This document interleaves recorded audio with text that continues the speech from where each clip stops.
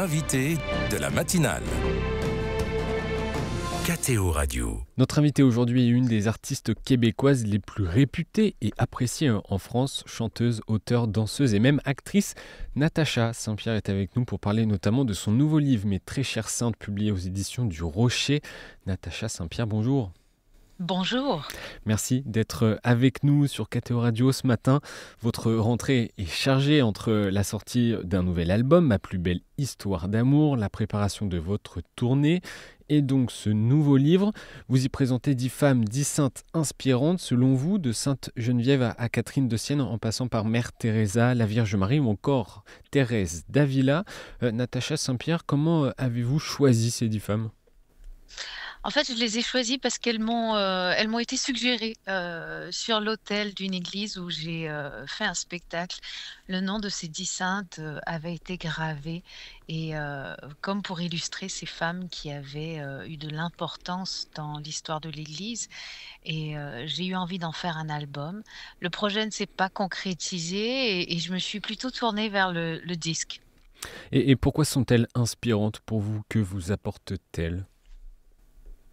En fait, je trouve que, ce sont des femmes qui, parce qu'elles avaient de vraies convictions, ont choisi de suivre, leur foi, leur instinct, leur envie, leurs convictions, plutôt que, de s'intégrer, au moule que la société voulait leur imposer et je trouve que, ces femmes sont inspirantes à plusieurs niveaux et ça dépend, pour chacune d'entre elles, elles ont des qualités, certaines semblables, mais d'autres, différentes.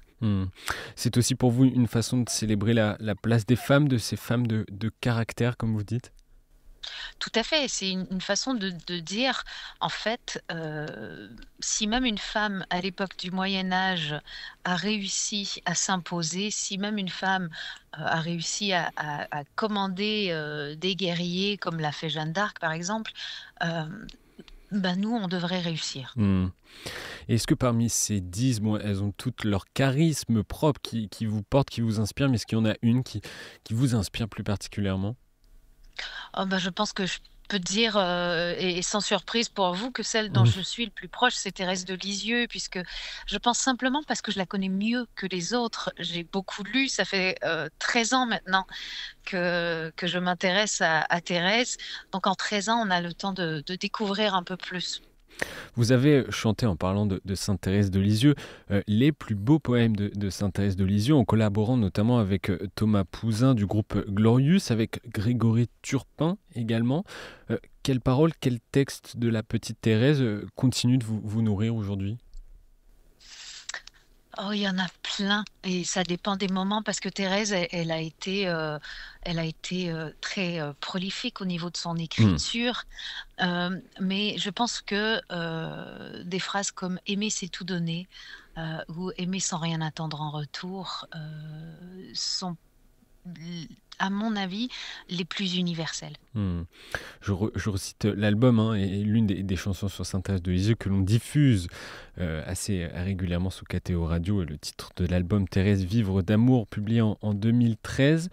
Vous avez aussi plus récemment chanté autour de la figure de Sainte Jeanne d'Arc en 2022. C'est une femme connue et reconnue d'ailleurs en Amérique du Nord. C'est une femme connue, j'ai l'impression, mondialement, Sainte Jeanne d'Arc. L'église, dans le village où mon père est né, avait, dans le chœur, une immense peinture de Jeanne d'Arc. Donc elle fait partie, en tout cas, moi, de ma vie depuis toujours, j'ai envie de dire. Raison pour laquelle elle apparaît dans votre livre, Natacha Saint-Pierre, dans l'album Croire également en 2020, en partie composé par Thomas Pouzin. Vous parlez de maternité, de foi, de confiance, de la Vierge Marie aussi. Comment est-ce que votre désir, votre soif de spiritualité se vit au cœur de votre vie d'artiste ? Je pense que, ma façon de l'intégrer à ma vie d'artiste, ça a été déjà de mettre en musique, et de chanter les poèmes de Thérèse de Lisieux. Ça a été aussi de chanter dans les églises, de mélanger en fait ce que, l'artistique doit faire, c'est-à-dire divertir, mais pas que. Certains vont choisir, d'alerter sur des situations, politiques, environnementales, sociétales. Moi, je choisis de parler de spiritualité. C'est ma valeur ajoutée, en fait. Mmh. Est-ce qu'il y a une dimension d'évangélisation ou pas du tout? Je pense pas que ce soit ma mission. Je pense que ma mission, à moi, c'est simplement d'aider les gens à être, plus heureux et quand on met en pratique, finalement, les enseignements que peuvent nous donner à travers leur vie ces 10 figures, on est plus heureux. Mmh. Et que représente la foi catholique pour vous? Quelle est votre relation au Christ?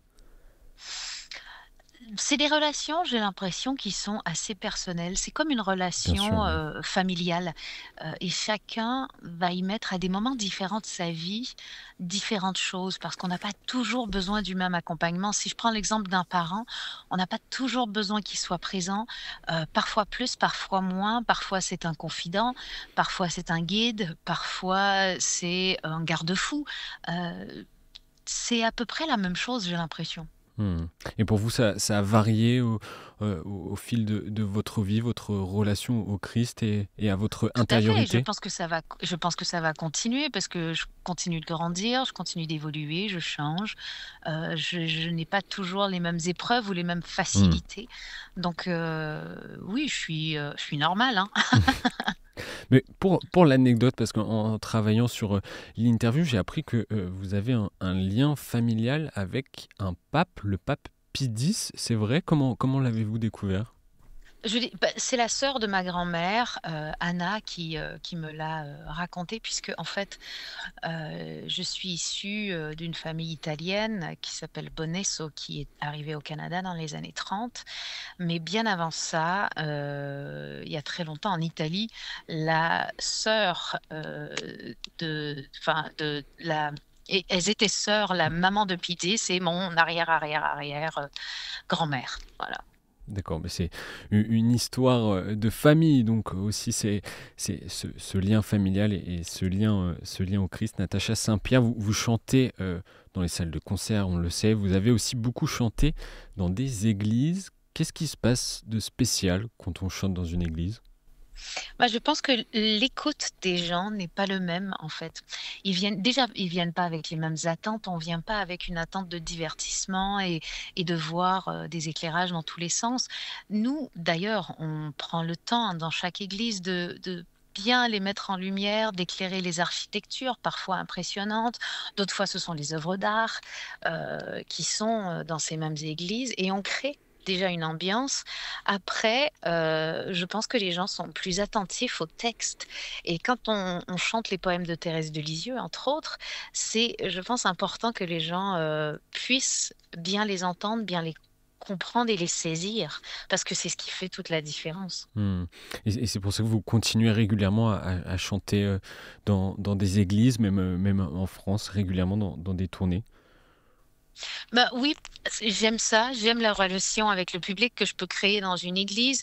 On est dans quelque chose de plus vrai, on n'est pas dans un décor, de carton-pâte. Il y a pas, les rideaux qui s'ouvrent, qui se ferment et il y a la vraie vie, puis la vie de scène.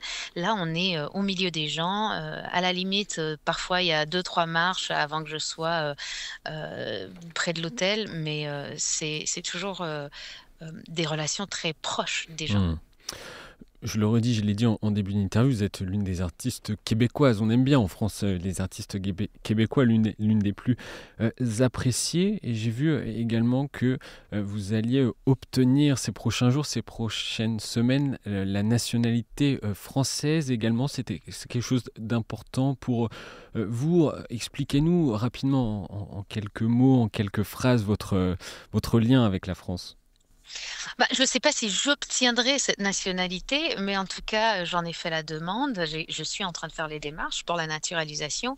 Bah, j'ai envie d'avoir cette double citoyenneté canadienne et française parce que j'ai vécu, maintenant, autant d'années en France qu'au Canada. Je me considère vraiment à 50 française et canadienne. Mon fils est ici, mon lien avec la France, c'est un lien, presque familial puisque j'y ai construit ma famille. Mhm. Une dernière question pour conclure cette interview, Natacha Saint-Pierre. Une question peut-être un peu plus intime pour revenir sur votre foi. Est-ce que vous avez une prière favorite ou en tout cas une prière qui revient régulièrement, qui est importante pour vous? Celle que je fais le plus souvent, c'est le «Je vous salue Marie». C'est pas une prière, très complexe, mais j'ai toujours, prié plus souvent Marie, ouais. Et sans doute que ça parlera à nos auditeurs. Merci beaucoup, Natacha Saint-Pierre, d'avoir accepté notre invitation ce matin sur KTO Radio. Merci à vous et je vous souhaite une excellente journée. Et je rappelle que vous publiez donc aux éditions du Rocher votre livre Mes très chères saintes, qui revient notamment sur 10 figures de saintes comme Catherine de Sienne, Thérèse d'Avila ou encore Sainte Thérèse de Lisieux. Bonne matinée à vous. Merci, au revoir.